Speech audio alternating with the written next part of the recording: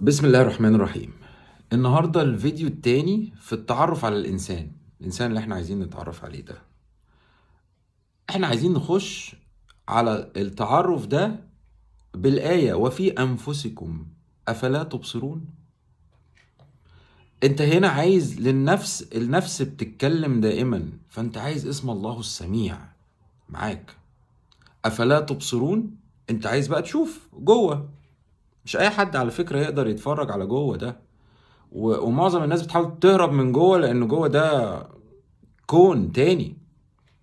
فانت عايز تبصر بقى جوه، لان احنا دلوقتي عايزين نبدأ ندير زي ما اتفقنا. فعايز اسم الله البصير. فانت عايز دلوقتي اسمين، ولله الاسماء الحسنى فادعوه بها، خدها وتستخدمها. فانت عايز سميع وبصير. طب قبل ما انا اخش عشان استخدم الاسماء الحسنى، لازم كده يبقى في اساس بيني وبين الله في التعامل.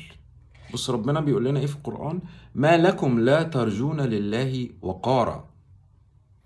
طريقة المعاملة مع ربنا كلها وقار. يبقى تخش ايه؟ تخش على الله بتذلل، تخش على الله بانكسار، تخش ان انت تلميذ عايز تتعلم، عايز العلم وعايز الحكمة، عايز تستخدم اسم الله السميع عشان يسمع اللي جواك ويهديهولك خالص، والبصير عشان تقدر تتفرج على جوه.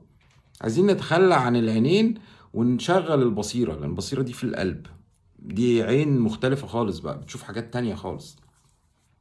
فعشان نستخدم الاسمين دول لازم يبقى فيه وقار لله. احنا بنتعامل مع الله ازاي؟ ملك الملوك، نور السماوات والأرض، الحي القيوم. أسامي، عايز اسمين منهم معايا، يبقى لازم يبقى فيه تعامل بوقار.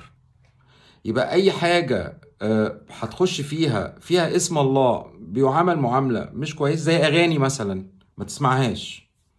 لفظ جلالة بيتقال في اغنية فيها رقص وحاجات كده، انا مش عايز اسمعها. اوكي، ما ينفعش، ده مش وقار.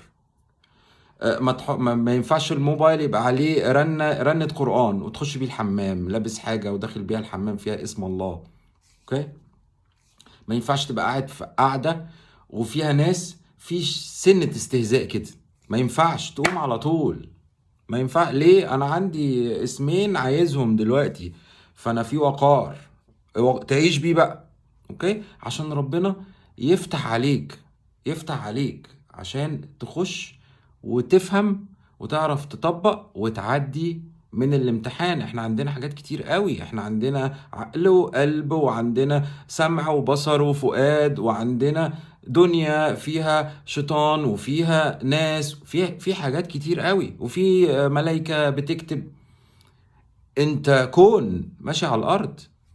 فعشان تعرف تدير الكلام ده كله، انت مش هتعرف تعمل اي حاجة بنفسك الا لو الله معك.